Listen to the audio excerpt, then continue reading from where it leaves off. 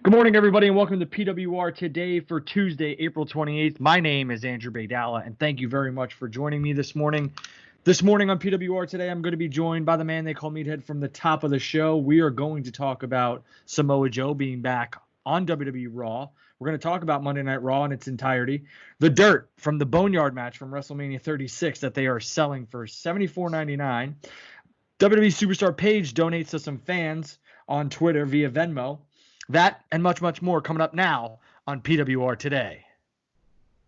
Well, good morning, everybody, and welcome back. My name is Andrew Baydala, and I am joined by the man they call Meathead. Good morning, Meathead. How are you? Hey, doing good. A little rain out here in good old Appleton, Fox Valley area. But once that rain's gone, man, it's really going to start cracking around here. Yeah, we had a nice day yesterday and a nice morning this morning here in Minnesota. So I'm hoping for more of that 70 degrees and hopefully some no rain. Yeah, we're not that far along here. Let's not get crazy now. It's Wisconsin. It'll probably snow tomorrow. I know. It's possible. That's just how everything is here. But let's get right into the headlines. The dirt from the Boneyard match from WrestleMania 36 is being sold for $74.99 through the WWE shop. Listen, I have a large collection of used event chairs from pay-per-views. They are very old, and I covet them, but for a price, I'd get rid of them. But this, I can't see myself spending $80 or close to $80 on. What say you, Meathead? No, and you answered my first question. All right, so who owns the dirt? Why are they selling it? What do the proceeds go to? Is this to make a quick buck on it? Come on now. How does the dirt get transported to you? Because, again, you guys don't know this. I'm a bit of a gambler myself, so I need to know all the ins, outs, the lefts, the rights, the ups and the downs. Where does the dirt come from? Who's supplying the dirt? How is it sent to me? Is it sent overnight? Is it in a container? Is it in a Pyrex container? Come on, I don't want none of that dirt. Who's been on that dirt? Who's touched the dirt? Who was laying in it? Yeah, so it's a framed piece of memorabilia that, basically like when you buy game used turf or grass or a piece of a ball from a major league sporting event. That's basically how they have it. It's got Taker on it, and it says $74.99 is the price. I could never spend this type of money on this. To me, it's just, if it was autographed, maybe that's one thing. The Taker experience that is going on with the All In Challenge, which is powered by Fanatics. Right now, the bidding is at $30,000. That is out of my price range. But that's dinner with The Undertaker, and you get a signed ring-used jacket by The Undertaker. Ooh. So that I could see being worth some serious coin. This, on the other hand, no knock against the WWE or The Undertaker, but not my cup of tea. No, and the only thing that I've ever really wanted and I never bought was, again, you said you're from the East Coast, but now in Minneapolis, right? Yes, I'm from Long Island, New York originally. Right. So I am born and raised in Milwaukee, Algonquin for the good land. When they tore down County Stadium, I would have loved to have some of that bleacher, but it's gone. So. Yep. Me and my father was a season ticket holder with the New York Mets at Shea Stadium. And one piece of memorabilia that I would like to own and have inquired to own is a seat from Shea Stadium where we sat. So I'm with you right there. There are some things I understand. There's nostalgia, and it's a piece of your heart that you probably want to own. I do own a lot of memorabilia, a lot of signed stuff, a lot of banners. But yes, I understand the sentimental meaning to that. This has no sentimental meaning to me. So, and I understand people who will buy it, just not for me. Samoa Joe is back on Monday Night Raw and back at the commentary position, which I think he shines at. Meathead, what did you think of Samoa Joe? It's glad to see him. It's good to see him again. Glad to see Joe back. He got his hair taken care of, back in wardrobe and makeup. And hopefully what this is a way to work him back in. But you know what? Joe, for those that don't know in the WWE universe strictly, Joe's pretty new to you, right? Joe's been around a long time. He spent a long time in Ring of Honor, spent a long time on TNA, and then finally NXT, and then the WWE. Joe is not of advanced years, but Joe's not a spring chicken by any means. So if this is the path Joe goes instead of working in the ring, I'd be happy. Joe is a welcome addition. Yeah, I enjoy Samoa Joe both in the ring and out of the ring. I think, like you said, Joe has been, did Impact. He did Ring of Honor before that. And I think he's if he's at the tail end of his career because of injuries, then so be it. But I think he's so good on commentary. And I actually like the way that they use Jerry Lawler for a contract signing, for in-ring type of a promo with a superstar or a talent. I think that's where Jerry Lawler shines.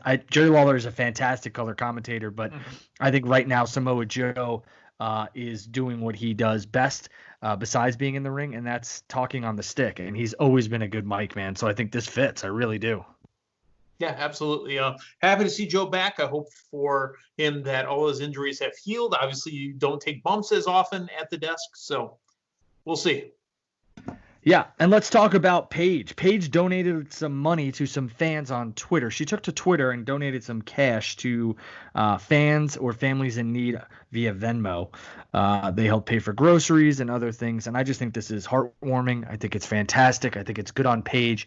I think people who have expendable cash flow and can help people, as Paige is doing here, should be recognized. I'm not one to publicize any good deed, because realistically, good deeds don't need to be publicized to make people aware of them or have them feel better about themselves for doing it. But this is something that I think needs to be highlighted, and I think it's a beautiful message and a beautiful way to give back by Paige.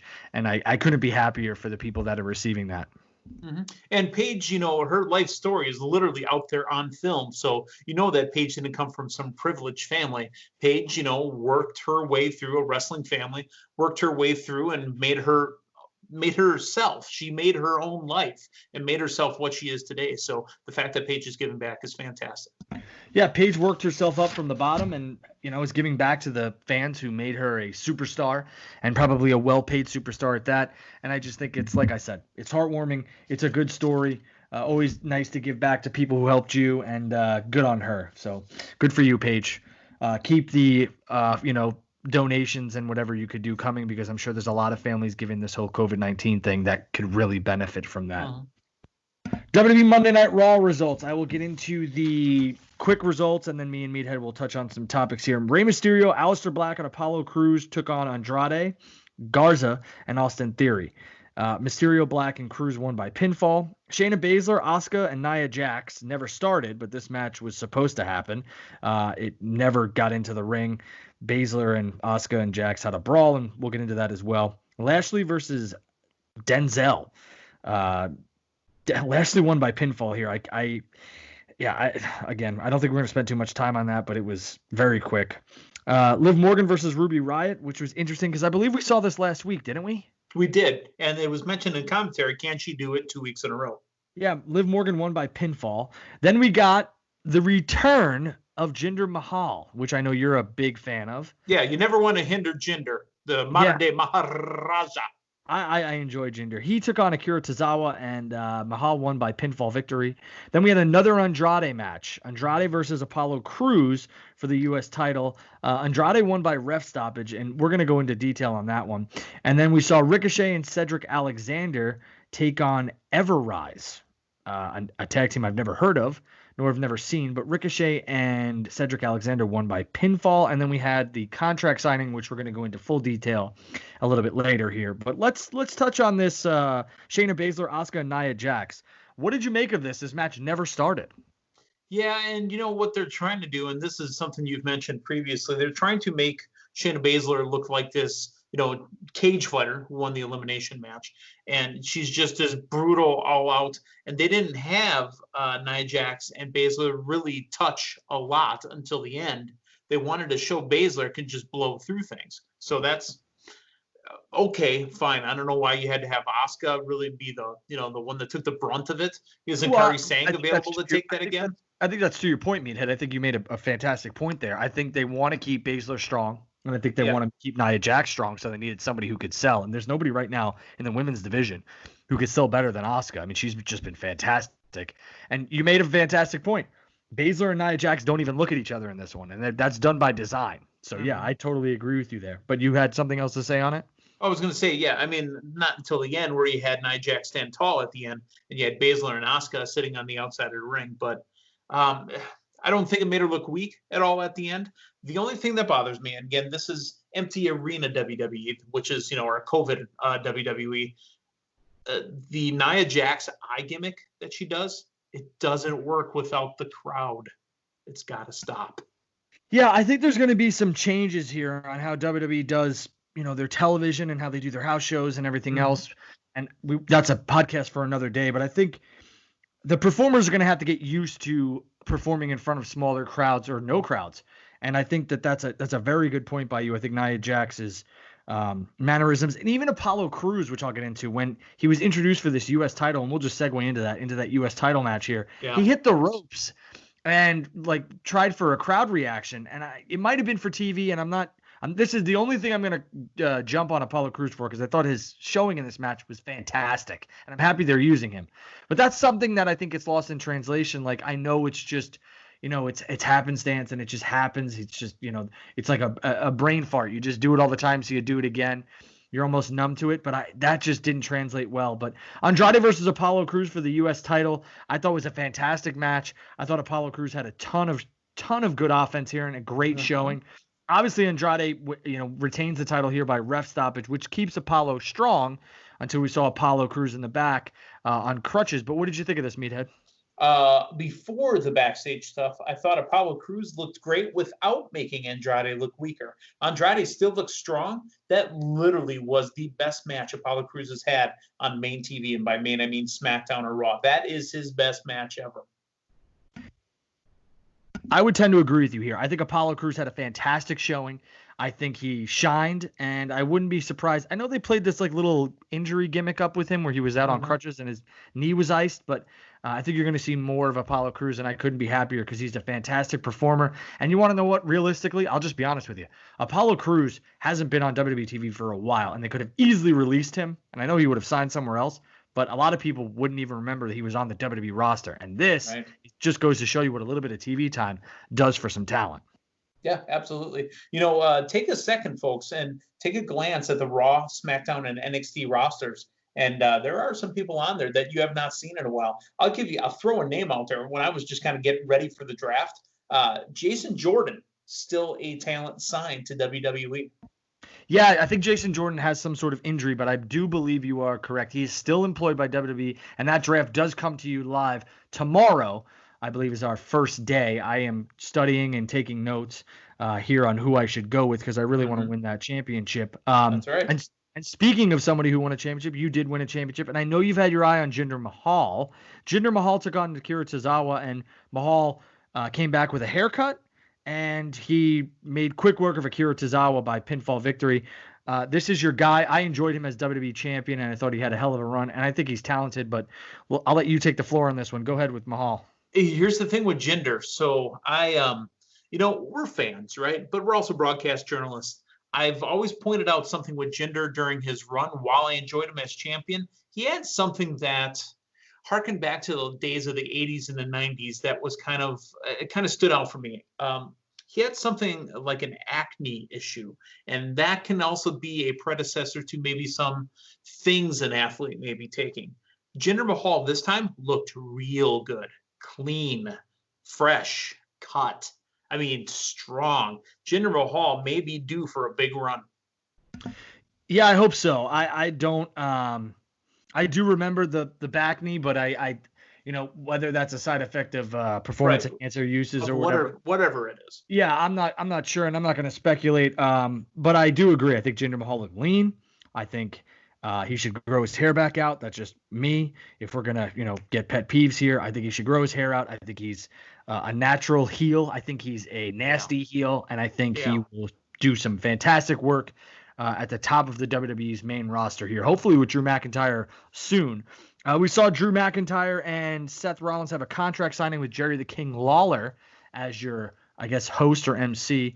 I thought Seth's promo here was absolutely fantastic. It was riveting television. They really, and I know I might get crap for that, but for me it really was. And they really, played up on the whole Messiah God thing. He was quoting that. He had the glove. He had the suit. He fit the part. McIntyre shined here too. I mean, he had some choice words for Seth. Buddy Murphy comes in and makes the save, and Seth basically uses him as a sacrificial lamb. I thought the segment was well done. I've never seen somebody throw a table like that out of the ring as fast as Drew McIntyre did. Wow. But that was, it wasn't that good, Meathead? That was amazing. That's the farthest. I mean, they throw tables, they, get pushed up over the top rope. He chucked it. And you know why that could be done this time? That we've never seen it before. There was a crowd before. There was nobody there to get hit by. And there's no cameraman sitting at the ramp, Well, I mean, they're union, so I mean, it's going to be okay. But I'm talking about a fan. So, when they're throwing stuff in the arenas, you got to worry about, fallout from debris or whatever. There was nobody there. So he was able to chuck that thing. Yeah, he was. And it was, this ended the show, and I thought it was fantastic. A weird thing is that they promoted Triple H all night. And did we see Triple H live? No, we didn't. I don't know why. Maybe they ran out of time. But, man, I think that was a missed opportunity. Yeah, it was cool to see the top 10 moments. But didn't we see those already? I mean... Yeah, I mean, listen, I was a huge Evolution fan. I was a DX fan back in '97. I was a Click fan. I'm showing my age a little bit there, but I would have liked to have seen a payoff there. Maybe we'll get a WWE.com exclusive, which I'm sure we will. I haven't checked this morning, so if it aired last night or if it airs this morning, forgive me.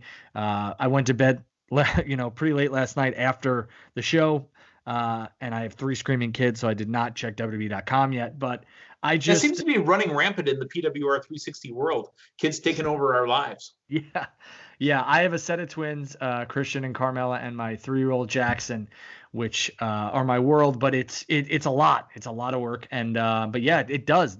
I believe a lot of children are part of this broadcast, whether it be from Chernoff. You have some children, I believe. I've got 2 girls. Yeah, I never thought I would be the one with the older children. I've never fathomed that at all. My girls are 6 and 5. Wow. Okay, I have a set of twins that are 1.5, and my son is 3.5. So it's a busy household here. But yeah, going back to the Triple H thing, I wish they would have done something with him. It would have been cool to see him on Raw. I'm sure maybe we'll see him on NXT or something. Or like I said, there might be a WWE.com exclusive. Who knows? But I thought this Raw was good. I don't think it's going to pop a 2.5 or anything like that in the ratings department, but I thought it was good. What did you think of Monday Night Raw in its entirety? The other part of the main event, and this kind of ties into what I thought of Raw in a whole, was, again, we've talked about this for a few weeks. There are some people that can cut great promos in these empty arenas and some that just look kind of silly. This was a good empty arena promo because you got to hear Seth talk a little bit lower. I mean, if you've thought about, Jake the Snake Roberts, for example, his promos, he always talked very calm and very quiet and very methodical. You get a lot of Seth Rollins in that tonight. I mean, we had what? I don't want that for you, Drew. I don't want what happened to me to happen to you. So you get Drew being able to go, you know what? Just shut your mouth. Yeah, shut your mouth because I'm coming for you. I loved all of it because it's very intentional. Yeah, I think Seth chose his words very wisely, and I thought it was very well done. Going back to what we talked about before, Liv Morgan versus Ruby Riott, I just want to touch on this one real quick. Liv Morgan gets another victory by pinfall here, and she got a promo basically saying how she's confused. She doesn't really know what she wants, but she's going to figure it out. She's kind of got that millennial vibe. That screams to me that is directly from Vince McMahon. What did you make of that promo? Well, if she doesn't know what she wants, she doesn't want victories because she's gotten 2 weeks in a row against the same, the leader of the Riot Squad. So, I mean, if you don't want that, what are you doing here? Very true. I thought this Raw was good. Meathead thought this Raw was good as well. Meathead, we are going to wrap this up so everybody can head on with the rest of their day, maybe enjoy a cup of coffee. Where can everybody follow you? WCW Meathead.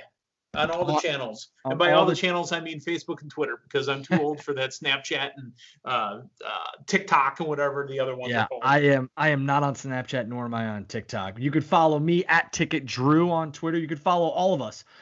The Facebook and Instagram for PWR is PWR360 now. Our Twitter is at PWR360.